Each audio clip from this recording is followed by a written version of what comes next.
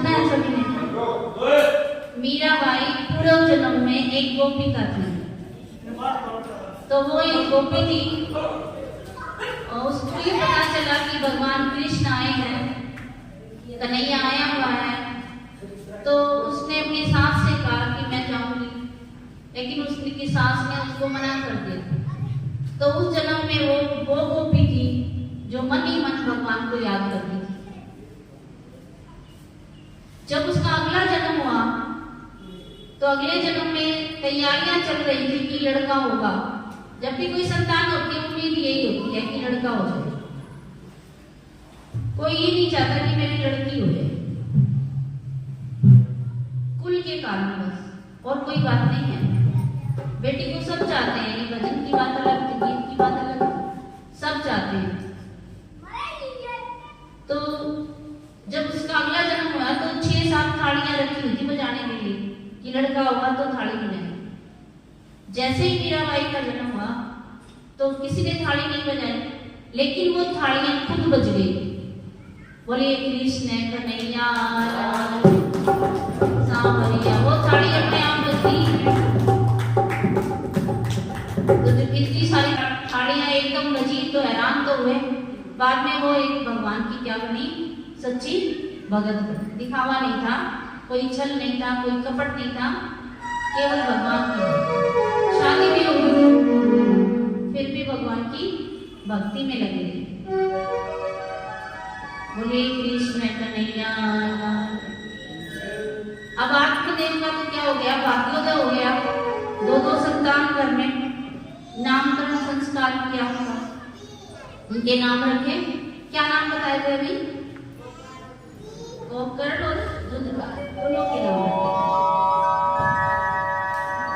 भाग्योदयो अधुना जातः आत्मदेवस्य पश्यते देहवा बालः प्रसूतस्य देवरूपी इति गोकुलम्। जो देनु का बच्चा था गोकर्ण, वो तो देव रूप था, उसके अंदर तो सारे गुण थे, लेकिन इसके अंदर कोई गुण नहीं था। जो दूधकारी था उसके अंदर कोई गुण नहीं। गली में बच्चों के साथ खेलने जाए तो दूसरे बच्चों को उठा उठा के कुएं में फेंक दे, जोड़ में डाल दे, तालाब में फेंक दे। लड़ाई करना, चोरी करना, घर से सामान उठा ले जाना, दूसरों का सामान उठा लाना, उसका काम ही था बचपन से। आखिरी वो क्या हो गया, वैश्यावृत्ति में भी पड़ गया, घर के सारे भांडे भी उठा ले। अब आत्मदेव के समझ में आई कि सन्यासी ने मुझे क्या कहा था कि तेरे तो 7 जन्म की संतान नहीं।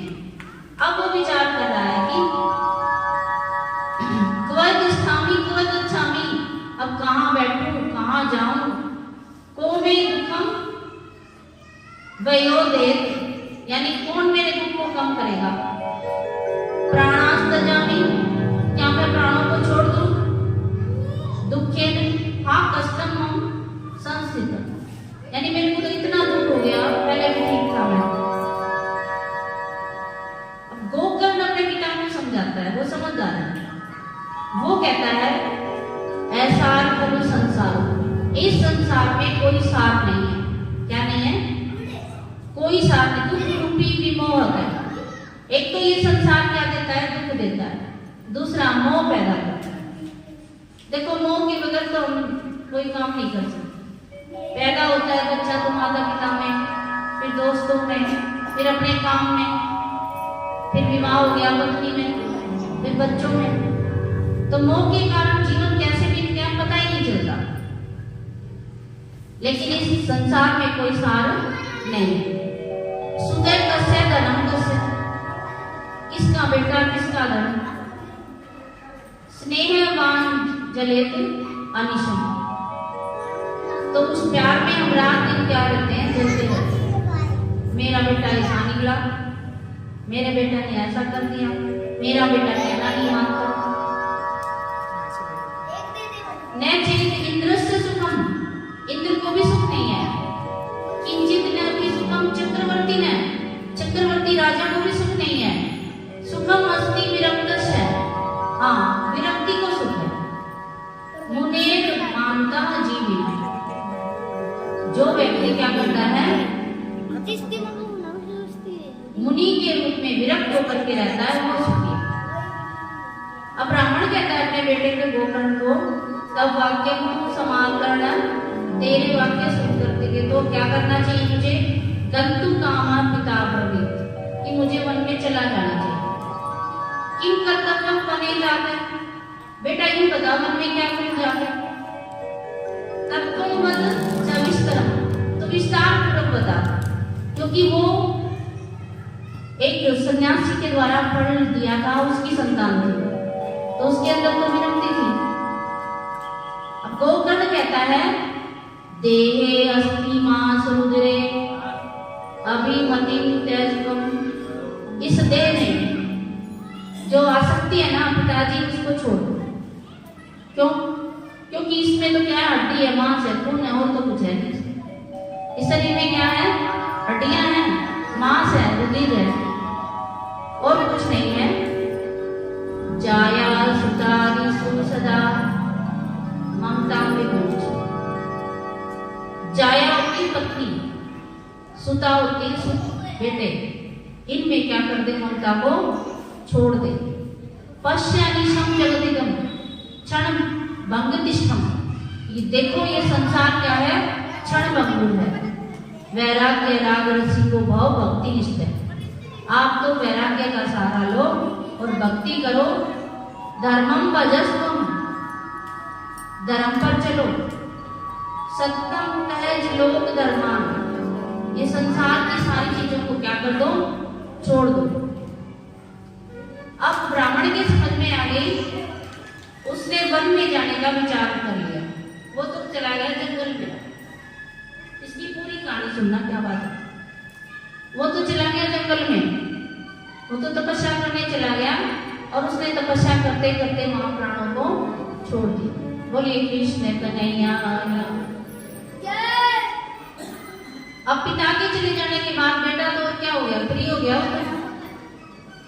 अपनी माँ को कहा, कोविदम तिष्ठति, धन कहाँ है, कहाँ रखा है धन ला।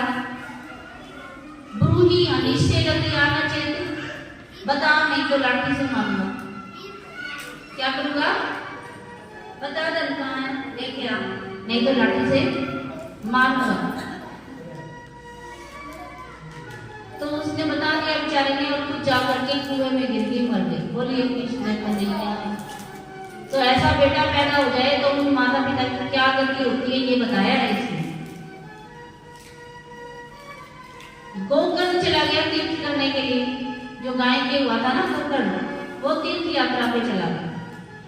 गोकर्ण तीर्थ यात्रा में निर्गत हो, वो तीर्थ यात्रा के लिए निकल गया। वो तो योग में था, न दुखम न सुखम दस्य, उसको तो न दुख पासता था न सुख। सन्यासी के दिए हुए फल का परिणाम था वो तो न दुखी हो रहा था न सुखी हो रहा था, ना वैरी ना आपी बांधव है, उसके ना कोई शत्रु था ना कोई मित्र था।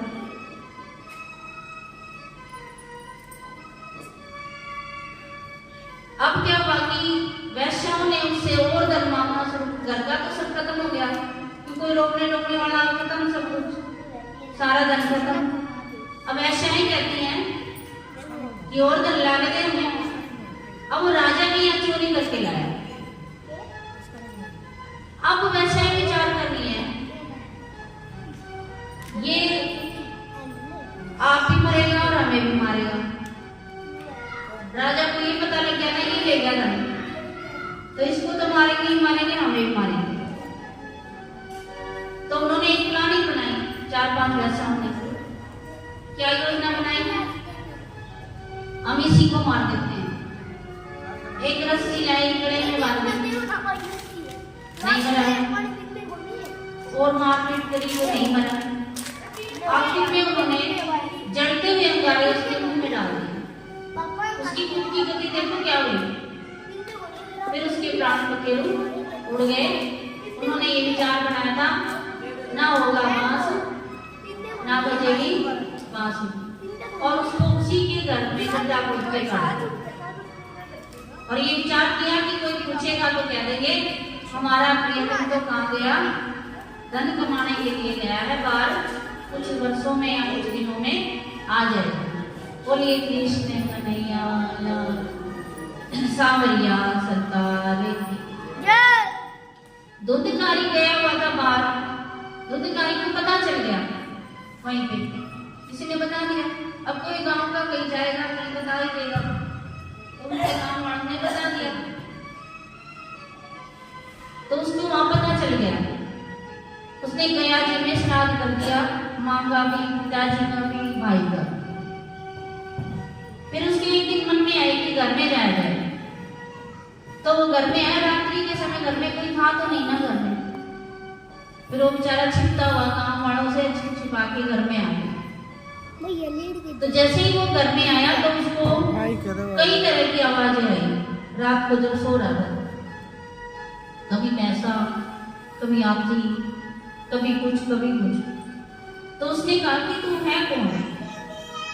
प्रेत है, भूत है, क्या है? तूने थोड़े जल के छींटे डाले, 2-3 तो उसे जल आया था ना, वो जल के छींटे डाले तो वो उसको थोड़ा चेत गया। तो उसने उसको बताया कि भाई मैं तेरा भाई हूं, और उसने भी सारी बातें बता दी कि मेरी क्या गलती हुई। बोला मैं तो क्या हूं, प्रेत ही हूं, और होना हो तुम मेरी क्या करवा, मुक्ति करवा। गोकर्ण कहता है इतदर्थम तू गया पिंडों में आपको दत्तो, मैंने गया में तुम्हारा पिंडदान दिया, फिर भी तू मुक्त नहीं हुआ। तो प्रेत कहता है गया श्राद्ध सतेना अपनी मुक्ति में न भविष्यति, चाहे मेरे 100 श्राद्ध करा गया मैं, तो भी मेरी मुक्ति नहीं हो सकती। मैं मुक्त, मैंने कर्म ही ऐसे किए हैं। माँ को मैंने मारा, चोरी घर की मैंने की, और राजा का धन तक मैं हर के लाया, बच्चे मैंने कुएं में डाले, मैंने क्या पाप नहीं किया। तो तेरा भी हक मैंने खाया, दूसरे का हक भी नहीं लेना चाहिए, भाई का भी नहीं लेना चाहिए, भाई को भी भाई का हिस्सा देना चाहिए। तो किसी का किसी हम ना लेंगे ना, अच्छा रहेगा। इस जीवन में कम खा ले, कम पैर में कोई बात नहीं। जिएंगे तो वो भी जो कम कपड़े पहनते हैं, जिएंगे वो भी जो ज्यादा कपड़े पहनते हैं। तो भाई मैंने ऐसा कोई काम ही नहीं कर रखा जो मेरी मुक्ति हो जाए, तो कोई उपाय नहीं। अब उसने भी नारद जी की तरह गांव वासियों से पूछना शुरू किया, सारी रात की बात बताई, गांव वाले इकट्ठे करे, बोले ऐसे ऐसे वो तो प्रेत योनि में है, क्या करूं? गांव वाले बोले भाई क्या करेगा, क्या बताएं बताऊं? बोला मैं तो फिर तब कर लूंगा, फिर पूछूंगा, भाई की मुक्ति करवाऊंगा जो। तो उसने उसका इष्ट देवता सूर्य, सूर्य देवता को ने रोक लिया, आगे बढ़ने नहीं दिया, सूरज रुक गया। तब सूरज ने कहा था उसको कि तू क्या कर, ये 7 दिन की कथा कर, सप्ताह श्रवण कर इसके नाम से, और इसकी मुक्ति होगी, इसकी गति होगी। धन्या भगवती वार्ता प्रेत पीड़ा विनाशिनी। ये जो भागवती कथा है, ये प्रेत पीड़ा का विनाश करती है। सप्ताहों अभी तथा धन्य कृष्ण लोक फलप्रद, 1 सप्ताह तक सुनने से कृष्ण लोक की प्राप्ति कराती है। और इस कथा से क्या हो जाता है, कंपन्ते सर्व पापानि, सारे पाप कांप जाते हैं। सप्ताह श्रवणे स्थिते अस्माकं प्रलयं सद्य कथा चयम करिष्यति। जो इस कथा को करेगा, सुनेगा, उनके सारे पाप क्या हो जाएंगे, प्रलय, नष्ट हो जाएंगे। तो सूर्यदेव ने कहा कि तू कथा कर। तो इसने भी पूरा गांव क्या किया, इकट्ठा किया, तो सारे गांव के बीच में खुद ने ही कथा करी। किसने? गोकर्ण ने कथा सुनाई सबकी।